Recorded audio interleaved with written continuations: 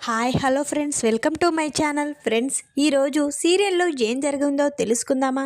ఇక లేట్ చేయడం ఎందుకు, ఈరోజు ఎపిసోడ్లోకి వెళ్ళినట్లయితే ఇక మీనాక్షిని అక్కడ ఉన్న భరత్ని అవమానించిన పల్లవి, మీనాక్షి పల్లవి వల్ల బాధపడి మీనాక్షి అయితే నా వల్ల నా కొడుకుకు కూతురికి అవమానమే మిగులుతుంది అని ప్రాణాలు తీసుకోబోతున్న మీనాక్షిని కాపాడిన అక్షయ్. అది ఎలాగో తెలియాలంటే వీడియోని స్కిప్ చేయకుండా చివరి వరకు చూడండి. స్టోరీలోకి వెళ్ళినట్లయితే రాజేంద్ర ప్రసాద్ వాళ్ళ ఫ్యామిలీతో సహా మళ్ళా సిటీకి అయితే వచ్చేస్తారు. సిటీకి రాగానే వాళ్ళు మునుపు ఉన్న అద్దె ఇంటికైతే వస్తారు. అది చూసిన పల్లవి శ్రేయ మాత్రం ఒక్కసారే షాక్ అయిపోతారు. ఏంటి మావయ్య, మీరేం చేస్తున్నారు అర్థమవుతుందా? మనం ఆ పల్లెటూరు నుంచి వచ్చాము, ఇప్పటికైనా మన సొంత ఇంటికి వెళ్దాం. ఈ ఇంట్లో చాలీసాలని స్థలంలో ఎలా ఉండాలి మేము? లేదు, మేము ఇక్కడ ఉండము, మన ఇంటికి వెళ్ళిపోదాం మావయ్య అని అంటూ ఉంటారు పల్లవి శ్రేయ అయితే. అప్పుడే రాజేంద్ర ప్రసాద్ అయితే, లేదమ్మా, నేను ఇక్కడ మాత్రమే ఉంటాను, మీకు ఇక్కడ గురించి మన ఆప్యాయతలు అనురాగాలు మన సర్దుబాటు సమయాన్ని ఎలాగా ఉపయోగించుకోవాలనేది ఆ పల్లెటూరుకి అందుకే తీసుకువెళ్ళాను. చాలీచాలని ఇంట్లో ఎలా ఉండాలనేది నేర్చుకుంటారనే, కానీ మీలో మాత్రం ఏ మార్పు రాలేదు అని అంటూ ఉంటాడు రాజేంద్ర ప్రసాద్ అయితే. అప్పుడే పల్లవి అయితే, మావయ్య మాతో గొడ్డు చాకరీ చేయించారు, ఇప్పుడు కూడా ఈ పనులు చేసుకుంటూ మేము ఉండలేము అని అంటూ ఉంటారు. నేను మాత్రం కొన్నాళ్ళు ఇక్కడే ఉండాలని అనుకుంటున్నాను అని రాజేంద్ర ప్రసాద్ అనగానే, అప్పుడే కమల్ శ్రీకర్ కూడా మనం అందరం ఇక్కడే ఉండాలి, నాన్న చెప్పారు కదా మనకి ఈ డబ్బు విలువ అన్ని విలువలు తెలిసాకే మనం మనం మన ఇంట్లో ఉండగలుగుతాం అని శ్రీకర్ కమల్ అంటూ ఉంటారు. ఈ విధంగా పల్లవి శ్రేయ మీరు వెళ్తే వెళ్ళండి, కానీ నేను మాత్రం ఇక్కడే ఉంటాము అని అనగానే, ఏంటి నాన్న మీరు ఒకాడ మేము ఒక్కడనా, మనందరం ఒక చోట ఉందాం, ఇక్కడే ఉందాం, వాళ్ళు ఎలాగుండారో మేము చూస్తాం అని కమల్ అయితే అంటూ ఉంటాడు.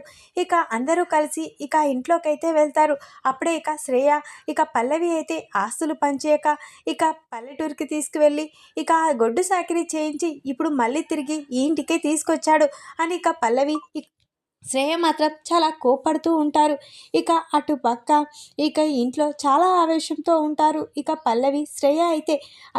రాజేంద్ర ప్రసాద్ అయితే వీళ్ళ గొడవలు చూసి, ఎప్పటికీ నా కుమారులు కలిసి ఉంటారన్న నమ్మకం అయితే నాకు లేదు, కానీ అలా ఉండాలి, అలా ఉంటానని నేనున్నంతకాలం మాట తీసుకోవాలి అని రాజేంద్ర ప్రసాద్ అయితే అనుకుంటాడు. వెంటనే రాజేంద్ర ప్రసాద్, నాన్న అక్షయ్, కమల్ శ్రీకర్ ముగ్గురితో నేను అర్జెంటుగా మాట్లాడాలి, మీరు ఫ్రెష్ అప్ అయి రండి అని చెప్పగానే, సరే నాన్న అని అక్షయ్ శ్రీకర్ కమల్ అయితే ముగ్గురు ఫ్రెష్ అయ్యి వాళ్ళ నాన్న దగ్గరికి వస్తారు.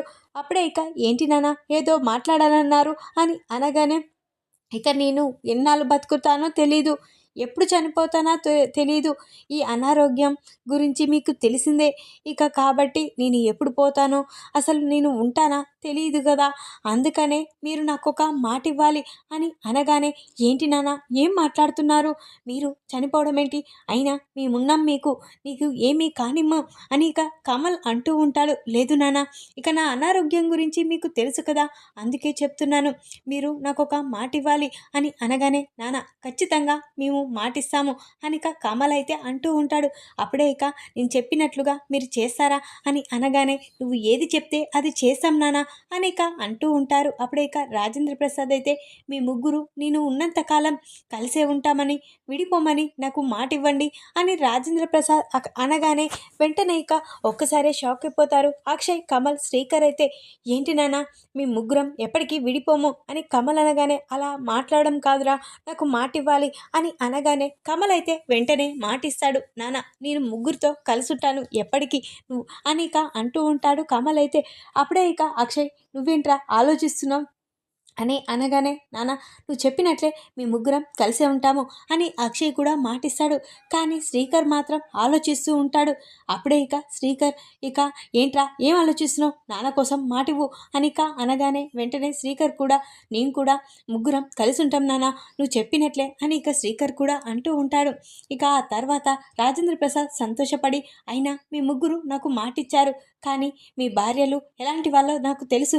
మీరు భార్యలు ఎలాగైనా విడదీస్తారు అని ఇక అంటూ ఉంటాడు. లేదు నాన్న, అవని గురించి నీకు తెలుసు కదా, అవని మన కుటుంబం అంతా కలిసి ఉండాలని చూస్తుంది, ఎప్పుడు విడిపోవాలని చూడదు అని అనగానే అవని గురించి నాకు తెలుసు, కానీ మిగతా ఇద్దరు ఉన్నారు కదా అని అనగానే కమల్ అయితే లేదు నాన్న, ఎలాగైనా మేము ముగ్గురం ఎన్ని ఆపద సాపదలు వచ్చినా మేము కలిసే ఉంటాం, ఇక నీకు మాటిచ్చాము అని, ఇక ఎప్పటికీ మేము ముగ్గురం విడిపోము ఎన్ని కష్టాలు వచ్చినా అని ఇక కమల్ అంటూ ఉంటాడు. నేను కోరుకుంది కూడా ఇదేరా, నేను ఉన్నంతకాలం మీరు ఇలాగే సంతోషంగా ఉండాలి, ఇక డబ్బు హోదా గురించి ఆలోచించకండి, మనం ఉన్నంతకాలం ఇలా కలిసుండి ఇలా సర్దుకుపోనే ఇక ఇలా ఉండాలి, ఇక ఆ తర్వాత మీ ఇష్టం అని ఇక రాజేంద్ర ప్రసాద్ అయితే చెప్తాడు. ఇక అలాగా రాజేంద్ర ప్రసాద్ అయితే మాట తీసుకుంటాడు. ఇక మీనాక్షి వాళ్ళైతే ఇక అవని వాళ్ళు సిటీకి వచ్చారని తెలుసుకుంటారు. వెంటనే ఇక మీనాక్షి అయితే భరత్ని, అరే ఈరోజు అక్క వాళ్ళు సిటీకి వచ్చారని తెలిసింది, మనం వెంటనే అవని దగ్గరికి వెళ్ళి చూద్దాంరా అని ఇక మీనాక్షి అంటూ ఉంటుంది. సరే అమ్మా, వెంటనే మనం ఉదయాన్నే వెళ్దాం అని ఇక అంటూ ఉంటాడు భరత్ అయితే. అప్పుడే ఉదయాన్నే ఇక మీనాక్షి అయితే ఈరోజు మనం అక్క వాళ్ళ ఇంటికి వెళ్దామన్నాం కదా అని అనగానే పదమమ్మ అని ఇక వెంటనే ఇక మీనాక్షిని తీసుకొని భరత్ అయితే ఇక అవని ఇంటికైతే వస్తాడు. అప్పుడే ఇక మీనాక్షి ఇక అక్కడున్న భరత్ని చూసి పల్లవి ఇక బయటికి వస్తుంది. ఇక పల్లవి అయితే వాళ్ళ దగ్గరికి వచ్చి ఏంటి ఇక మళ్ళీ ఇక్కడికి వచ్చి ఈ ఇంటి మీద పడి తిందామని వచ్చారా అని ఇక అంటూ ఉంటుంది పల్లవి అయితే. అప్పుడే ఇక ఏం మాట్లాడుతున్నావమ్మా, మీరు అందరూ ఊళ్ళోకి వచ్చారని తెలిసి ఇక్కడికి వచ్చాము అని ఇక మీనాక్షి అనగానే నాకు తెలుసు, తండ్రి ఎవడో తెలియని వీడు ఇక ఇంటి మీద పడి తిందామని నువ్వు ఇక వచ్చారని మాకు అర్థమైపోయింది అని ఇక అంటూ ఉంటుంది పల్లవి అయితే. అప్పుడే ఇక వెంటనే భరత్ అయితే ఏం మాట్లాడుతున్నావు అని ఇక చెంప పలగొట్టడానికి చెయ్యి అయితే లేపుతాడు. అప్పుడే ఇక అక్కడి నుంచి భానుమతి అయితే వస్తుంది. ఇక ఏంట్రా, ఏం చేస్తున్నావు, నా మనవరాలపైయే చేయలేపుతావా, ఎంత ధైర్యం నీకు అని ఇక అంటూ ఉంటుంది.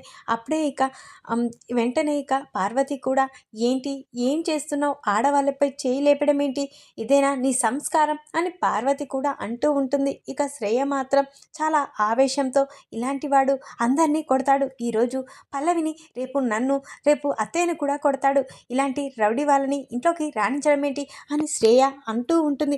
అప్పుడే ఇక అవని అయితే చాలా ఆవేశంతో నోరు మూయండి, అసలు మా తమ్మునికి ఇలాంటి సంస్కారం వానికి లేదు, ఇక ఆడవాళ్ళని కొట్టే ఆలోచన వానికి ఉండదు, అయినా వాడు పద్ధతిగా పెరిగాడు, అలాంటిది ఇక మీరు ఇలా మాట్లాడడం ఏంటి అని ఇక అవని అంటూ ఉంటుంది. అప్పుడే ఇక వెంటనే భరత్ అయితే అవునక్క, నేను పల్లవి అక్కపై చేయలేపింది కోపంతో అని ఇక అనగానే ఎంతకు అయినా పల్లవి ఏమన్నది అని ఇక అంటూ ఉంటారు. అత్తయ్య గారు, నేనేమీ అనలేదు, బాగున్నారా అని అడిగాను అంతే, కానీ ఇక నువ్వెవరు మమ్మల్ని బాగున్నావా అని అనడానికి, మాపై పెత్తనం చెలాయించడానికి అని ఇక చాలా ఆవేశంతో ఇక ఈ భరత్ అయితే నాపై చేయి లేపాడు అని ఇక పల్లవి అయితే ఏడుస్తూ నటిస్తూ ఉంటుంది.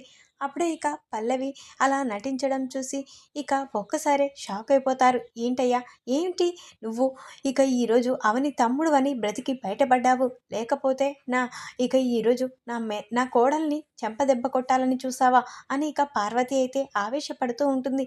ఇలాంటి వాళ్ళని ఇంట్లోకి రాణించడం ఏంటి అని ఇక అంటూ ఉంటుంది భానుమతి అయితే.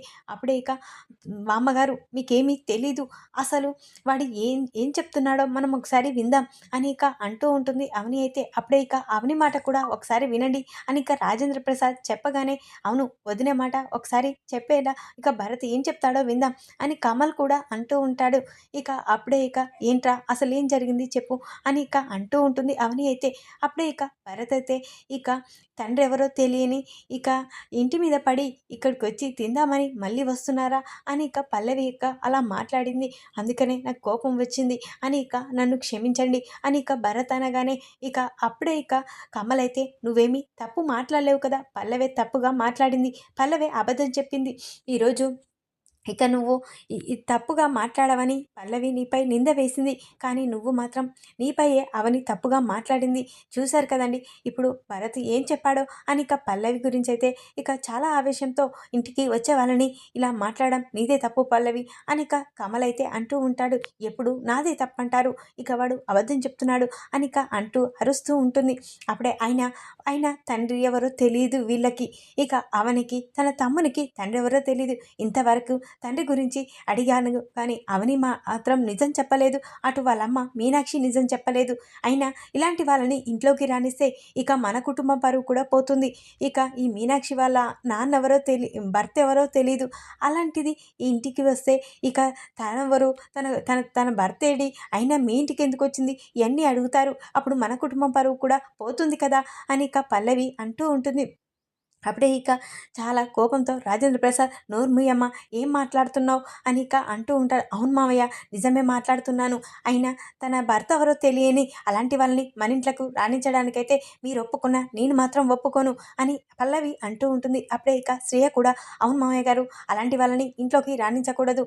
మా వల్లే ఒక్కసారి కూడా రాలేదు. అలాంటిది ఈ తండ్రి ఎవరో తెలియని ఇక అవని వల్ల ఇక అమ్మ కూడా ఎందుకు ఇలా రావాలి, ఇక తను కూడా రాకూడదు మావయ్య గారు అని అనగానే ఇక వెంటనే నోరు మీయండి అని ఇక అంటూ ఉంటాడు రాజేంద్ర ప్రసాద్ అయితే. అప్పుడే ఇక ఏం మాట్లాడుతున్నారు అని ఇక అక్షయ్ కూడా అంటూ ఉంటాడు. వెంటనే అత్తయ్య గారు వాళ్ళ మాటలు పట్టించుకోకండి, లోపలికి రండి అని ఇక అనగానే లేదు బాబు, మిమ్మల్ని చూడాలని చూసాం, వెళ్తున్నాం బాబు అని ఏడ్చుకుంటూ ఇక మీనాక్షి భరత్ అయితే ఇక అక్కడి నుంచి వెళ్ళిపోతారు. ఇక అవని మాత్రం చాలా బాధపడుతూ ఏడుస్తూ తన రూమ్లో కుప్పగూలిపోతుంది. అమ్మ, ఈరోజు అందరి ముందు నువ్వు అవమానపడుతున్నావు. ఇక నాన్న గురించి తెలిసి కూడా నిజం చెప్పలేని పరిస్థితి ఆ మూర్ఖుడు. ఇక అలాంటి మూర్ఖుని నువ్వు పెళ్లి చేసుకొని ఏ రోజు ఇక సంతోషంగా లేవు. ఈరోజు అందరి ముందు అవమానపడ్డావు. అందరూ నిన్ను ఇక చాలా బాధగా అనే మాటలు అన్నారు. ఈరోజు నువ్వు చాలా బాధపడ్డావని తెలుసమ్మా, నిన్ను ఓదార్చలేని పరిస్థితి నాది అని ఇక అవని అయితే ఏడుస్తూ ఉంటుంది. ఇక ఇలాంటి వాళ్ళకి బుద్ధి చెప్పాలంటే తండ్రి ఎవరో చెప్పాలి. కానీ ఇప్పుడు నేను తండ్రి ఎవరో చెప్తే ఖచ్చితంగా వీళ్ళు ఇక నన్ను ఎన్నో మాటలు అంటారు. అందుకనే ఈ ఈ నిజాన్ని దాచిపెడుతున్నాను అని ఇక అవని చాలా బాధపడుతూ ఉంటుంది.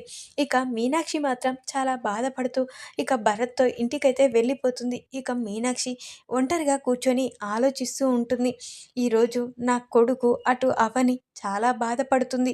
నా వల్ల నేను చేసిన అమ్మా నాన్నలు వద్దన్న ఈ ప్రేమ పెళ్లి వల్ల ఈరోజు నా పిల్లలు కూడా అవమానపడే పరిస్థితికి వచ్చింది. ఈరోజు నా కొడుకు, నా కూతురు అందరి ముందు తండ్రి ఎవరో తెలియని పరిస్థితి, వాళ్ళకి తండ్రి గురించి చెప్పలేని, బయటికి చెప్పుకోలేని పరిస్థితి. ఇలాంటి పరిస్థితి నా వల్లే వచ్చింది. నేను కనిపించినప్పుడల్లా ఈ పరిస్థితిని వాళ్ళు ఎదుర్కొంటున్నారు.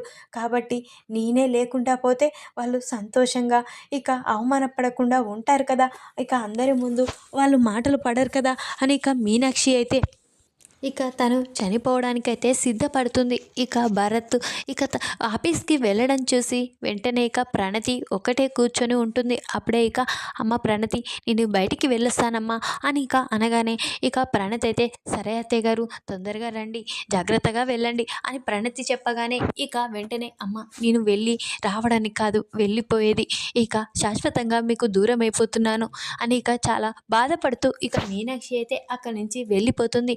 ఇక మీనాక్షి మాత్రం ఇక దూరంగా వెళ్ళి నేను చనిపోవాలి, నా పిల్లలకి నా వల్ల బాధ కలగొద్దు అని ఇక మీనాక్షి అయితే చనిపోవడానికి సిద్ధపడుతుంది.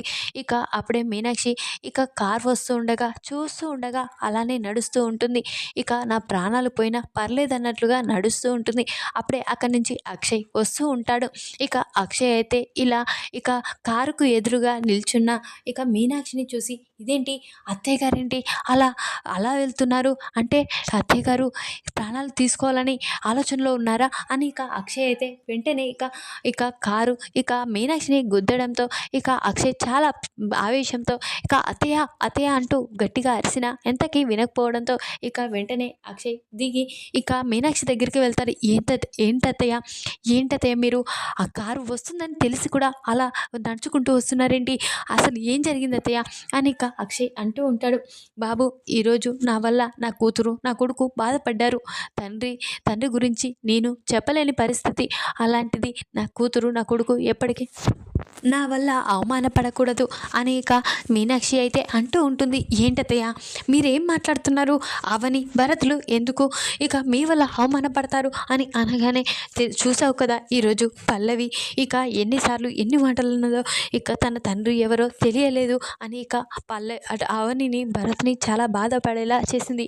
ఇక ఈరోజు నా పిల్లలకి ఈ మాట నిజం చెప్పలేని పరిస్థితి అని అనగానే లేదత్తయ్య మీరు ఏమీ బాధపడకండి, మాధవ్ గురించి తెలిసినా తెలియకపోయినా మేము అర్థం చేసుకుంటాము అని ఇక అక్షయ్ అంటూ ఉంటాడు. లేదు బాబు, నిజం నీకైనా చెప్తాను, ఇక నా కూతుర్ని ఒక మాట కూడా పడకుండా నువ్వైనా చూసుకుంటావు అని ఇక అంటూ ఇక మీనాక్షి అయితే ఇక అక్షయ్కి అయితే ఇక నిజమైతే చెప్తున్నాను విను బాబు.